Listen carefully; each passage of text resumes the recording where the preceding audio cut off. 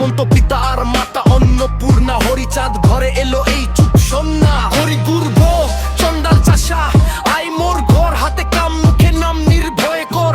বাজাও ডঙ্কা বাজাও কাসর, নিশান উড়িয়ে হলো হরি বাসর। পরিচিত হলো সব মতুয়া নামে, দিন নাই রাত নাই মাতে নাম গানে।